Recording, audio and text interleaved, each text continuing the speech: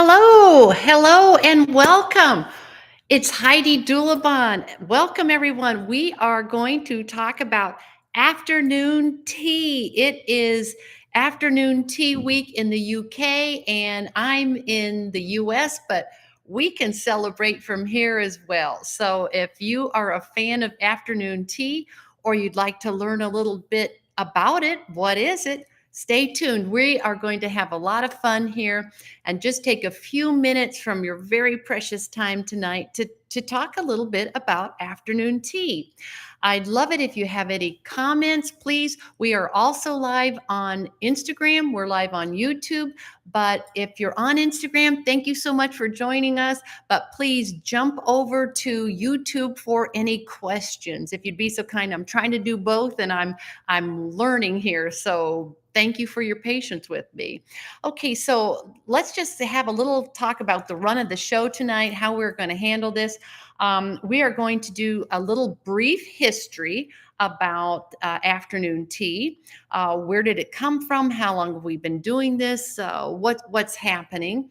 And we're going to talk a little bit about tea, the star of the show, and a little bit about teacups. Because I have right here a nice beautiful teacup. This is Spode, and I mentioned Spode because Mr. Spode, Josiah Spode himself, played a big part in tea. So I'm going to get to that in just a moment. And then we are going to break down the different types of tea. Yes, there are different types of tea, and we're going to talk a little bit about that and just what is involved with an afternoon tea. Little bits about the different types of tea and just a few tidbits. I'd love to take any questions because let me just tell you something. Today we're going to do some of the background things. Get a little feel, little foundational knowledge about this because on Sunday, this coming Sunday at 1 p.m. Eastern Time, New York time in the United States, we are going to go live again. And I am actually going to put into practice what we're talking about tonight. Yes, so we're going to plan the menu. I'm going to actually make the sandwiches, pull the scones, or is it scones, out of the oven, and we are going to have the little cakes. And I'm going to make it, put it together for you, set the table so you will see everything actually hands-on demonstration put into practice. So that's Sunday at 1 p.m. Eastern time. We will be live again. So just so you're aware of that. Okay, so to go live and put it all into practice, we need a little bit of knowledge tonight, right? Okay, so let's just talk a little bit about it. Let's talk about afternoon tea. Okay, where did this come from? Afternoon tea. Well, before we quite get to that, where did tea come from? I mean, it is the star of the show. We do have this beautiful tea. I have some beautiful Fortnum and Mason tea here tonight, the Royal Blend, of course. And so, what about tea? Where is it? Well, let me just tell you, we have been enjoying tea, we as a people, for about 4,000 years. Tea is the second most commonly drunk beverage, second only to water. Yes, in the year, okay, stick with me, 2737, 2737 BC in China, tea was somewhat, let's just call it discovered. And the legend says that the Emperor Shen Yang was out. He was a botanist, by the way, and he was out with one of his manservants. He loved being out in the wild with his plants and seeing everything. And he drank a lot of water, but he wanted all his water boiled. Back in the day, probably a good idea. So his manservant's boiling some water, and the emperor is under this big, beautiful, leafy tree bush. And the wind came up, and some leaves fell into the pot of boiling water. Well, the emperor had a taste of that, a few sips, and he loved it. It turned out he was under a tea leaf. These were tea leaves. He was under a tea bush. And so this was the first known drinking tea. Legend has it. There are a few other legends too, but I like that one the best. So we'll go with that. But suffice it to say, we have been drinking tea for over 4,000 years. And we still obviously love it, you know. Now, some people say to me, but Heidi, I'm a coffee person. I really prefer coffee. Well, I love coffee too. You know, my mother was English. I'm half English. First thing when I get up, I have a cup of English tea, followed by a good old cup of Joe. So, you know, I drink them both. You can still drink them both. You can love them both, you know. So, just saying. Okay, so tea. So, you know, tea, so it's been around for all these years. And then how does tea get to Europe? You know, I mean, we're talking British afternoon tea, right? I mean, gosh, okay. Well, it's a long time since 2737 BC. So, what happened were the great mariners, our friends, the Portuguese. The Portuguese had been sailing the seas for centuries, and they would sail into the port of Macau in China, and they started exporting tea back to Portugal. And the Portuguese had been enjoying tea for a very long time. And then we have the other great mariners, the Dutch. Yes, the Dutch East India Company. They had been sailing into China, into other parts of China, and they would stop in the port in the beautiful island of Java to check on, yes, their coffee plantations, and they would bring tea and coffee back to the Netherlands. Okay, so we're in the Netherlands, we're in Portugal, but what about the rest of Europe? What about England? Okay, well, it was a while before the British East India Company was gained access, and they were in China and they bring it back. That's years later. But suffice it to say, here's a really cool story about how tea got from Portugal to England. Well, it's that great confluence of knowledge and wealth, and it's a royal wedding. Yes, we are talking about the mid 1600s. And there is this gorgeous Portuguese princess. She is something else. She's a knockout. She's rich as they come. She's fun. She's fabulous. And she ends up marrying Charles II, the King of England. And she goes back to England with him, and she has a dowry that will knock your socks off. As a matter of fact, her name was Catherine of Braganza, and Catherine's dowry, largest ever recorded, was so huge. It contained money. It contained everything you can imagine. It contained port cities and countries. We had Tangier. We had then known as Bombay, current day Mumbai, and Morocco, among everything else in her dowry. And she had bales and cases of loose tea. Yes, all of her belongings work their way to Britain, and she is there married to the king. And she's like, bring me my tea. And they're like, well, tea, we've heard of it, but it's so expensive. Well, she's rich. She can handle that. And so she's drinking tea, and all the courtly aristocratic people say, well, we've got to get in on this, and they're all drinking tea. And let me tell you how expensive tea was in those days. Tea, 1 pound of loose tea, and it's all loose in these days, loose tea, 1 pound was equivalent to an average working person's yearly salary. Okay, let me say that again. 1 pound of tea was the same value as an entire year's salary for an average working person. That's expensive. So that weeds them out pretty quickly who can afford tea. So it's the uber wealthy that are drinking tea, and they all want to be like Catherine. She's got it going on. I mean, she's something. So yes, and then But here's a cool little sideline, because if you're a follower of my channel on YouTube, and I certainly hope you are, please join us and hit that subscribe button. That you know that I am crazy about Louis XIV, Court of Versailles, the Sun King. Yes, well, he was drinking tea 20 years before it hit Britain, by the way. And that's another fun story. And I'm crazy about him because of what he brings to etiquette, because it's just a fascinating story. There's not all great, but his etiquette part is pretty cool. And he was a huge tea drinker. His doctors told him that it was medicinal. And so he drank tons of tea and champagne for medicinal purposes. Okay, so now we've got this history of tea. We're back in 2737 BC. We've got Catherine of Braganza. We've got the whole thing going on. We understand all the mariners and how the tea trade, and it finally makes its way to Britain, and the Brits then start taxing it. Okay, yeah, you know that. You know where I'm going with that one. The big tax on tea. Okay, I'm an American. All right.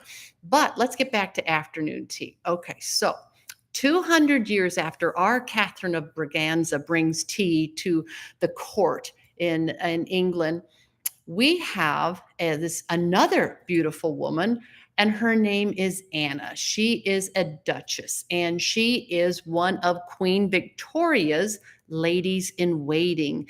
And ladies in waiting were very aristocratic, and still are, women that are a part of the court. They are there to help the monarch. Okay, so we've got this Anna, and she is visiting. She's an aristocrat. She's visiting some friends. And in those days, lunch was a very light affair. And they didn't have dinner until late in the afternoon, very continental. And so this Anna, she's there in England, and she gets hungry. It's about 4 o'clock in the afternoon, and she's like, I am starving. Is there anything? Bring me some tea. Well, she's an aristocrat. She's rich. She can afford it. Yeah, they've got tea, of course. So she sends out for some tea and some little cakes. And they said, well, of course, Anna will be right up with them. So they deliver some tea and some little cakes to her, and afternoon tea was born. Tea existed before that, yes, for 200 years in England, but not this tradition of afternoon tea. And so Anna was very popular, and the other aristocratic lady said, well, I think this Anna, she's onto something. This is really great. So what we could do is we'll get dressed up, and we'll put our gloves on, and we'll meet in the afternoon, and we will tame our hunger pangs, and we will have some cakes and some tea. And it really became all the rage. And we are talking 1840. That's the year, 1840. Okay, so we're still doing afternoon tea today. And but it is not a stuffy affair. Afternoon tea is supposed to be informal. It's supposed to be fun. And there's a lot of etiquette that goes along with afternoon tea. And if you want to be the utmost proper and know all the rules, I can tell you. But I can also tell you that afternoon tea is meant to be fun. This is when you gather with family and friends, and you enjoy a relaxed afternoon. Tea time is always between 3 and 5 p.m. And it's just this very relaxed time. And there is actual a protocol to what is served. But let me just tell you, so now we know what time tea time is. I say 4 o'clock in the afternoon. And we know, guess what? There are different types of afternoon tea. So we have a cream tea, very popular in Southwest England. Cream teas are usually just tea and a scone. A scone, Americans, we say scones. In the UK, they say scones. And if you can't remember, get a scone before it's gone. And that'll help you remember. Okay, so whichever you choose, is it scone or scone? Okay, well, a cream tea, a little scone or scone, and okay, then there is something called what I'm talking about is a proper British afternoon tea. And that is what you're probably thinking. Afternoon tea. Okay, if you go to a lovely afternoon tea at a great tea establishment, maybe a very posh hotel, the posh hotels around the world. I'd love to talk to you guys about where you've had afternoon tea. I can tell you where I've had afternoon tea around the world. Let's compare notes because I do have some favorites. But I've had it on all the way around the world. Absolutely, truly. And I've been on a trip to Antarctica, and on the ship, I think we had afternoon tea. So, maybe all seven continents. So that's kind of neat. It's just one of these things people enjoy. It's a time to get together with family and friends and just enjoy just a relaxed time and drink some beautiful different kinds of teas. Okay, so afternoon tea, the three-tiered tea caddy that we will have on Sunday. And there's sandwiches, there's the scones or scones, and then we have little cakes, little tiny desserts. Okay, that's typical afternoon tea. And of course, star of the show, the the tea. Yes, of course. Okay, but there's more. There is a royal afternoon tea, a personal favorite of mine, because what makes an afternoon tea royal, you ask? Well, thank you for asking. That would be adding a glass of champagne. Yes, you add a glass of the old bubbly to an afternoon tea and it kicks it up. I mean, we're leveling up to a royal afternoon tea. And there is one more, and this is a common mistake, especially made by Americans. And this tea is called a high tea. Okay, so this is one of those things where I kind of go like this. Oh, okay, high tea. Let me tell you what high tea is. High tea exists. High tea is not that posh, beautiful, relaxed afternoon tea with your friends in a posh hotel. No, that's afternoon tea. A high tea has typically been served about 5 o'clock at night, 6 o'clock at night, when working people have come in from a hard day's work in the fields or wherever they work, and they come in to a meal. It's a hearty meal. There's cheeses, there's meats, there's breads, and of course, there's tea. And it is served on a physically high table. The table is high, and you have tall stools that you sit on, and you have high tea. So high tea exists, but it is not that posh affair. So just so you know, so I don't want you to get caught. Say you're traveling somewhere and you say, "Oh, we got to go for high tea." Well, if that's what you're thinking, just know what you're talking about, but it's probably afternoon tea. And it's just a common mistake. I have actually been in London, one of my favorite, I think my most favorite city.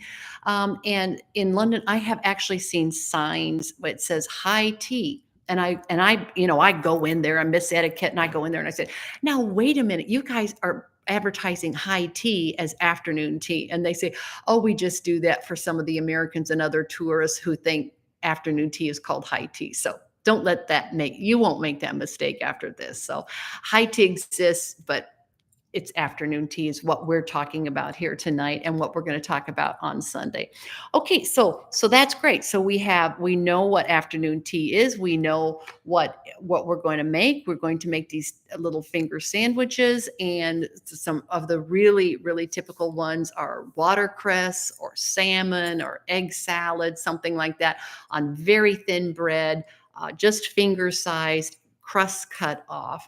Middle layer, the scones, and they can be any kind you want. I will share a recipe on Sunday. I have a recipe, the Buckingham Palace scones recipe. Now, is that what they really serve there? I don't know, but I can share the recipe with you anyway. But what's important about those is you never cut a scone. It's bread. And if you follow my channel, you will know you never cut bread. And those etiquette roots are biblical because you broke bread with Christ. You didn't cut bread. And breaking bread became over the years a sign of hospitality, and it's a communal, warm feeling to break bread with someone. So you don't cut a scone, you break it, and then you have clotted cream, butter, jams, marmalades, and we'll talk all about that on Sunday because there is an order on how you put those on, and it depends on where you're from, how you put those on. Okay, so and then at the top are the little tiny cakes, and typically cupcakes and brownies aren't really considered uber proper, but you know what? I mean, it's fun. So if that's what you want, then you can do it. So just have a little fun with it. Don't take yourself so super seriously, but if you want to be super proper, then no, you just have like little tiny individual ones. But if you are hosting an afternoon tea at home, you could have a cake and you could have some small slices on a plate for your guests. So just so you know. Okay, so we've talked about a lot of stuff, but we haven't talked about the tea itself. We're here for the tea, not just that glass of champagne that makes it the royalty. We are here for tea, and there are different types. Okay, so we have black tea. Now, tonight I am drinking an Assam tea. I'm not sure if you can see this or not. It's pretty dark, and I'm drinking it black tonight. And it is I'm going to just try it. Delicious. Okay, and there's etiquette how you hold the cup. Never pinkies, folks. Pinkies up, never, never. And when you're drinking, you look down into the cup, never over. So there you go. A little tip for you. We'll talk about that on Sunday. Just a little tip for you. So, anywho, that's really kind of neat. That's black tea. And as I said earlier, all tea, listen to this. This is super interesting because in coffee, there's two types of coffee, Arabica and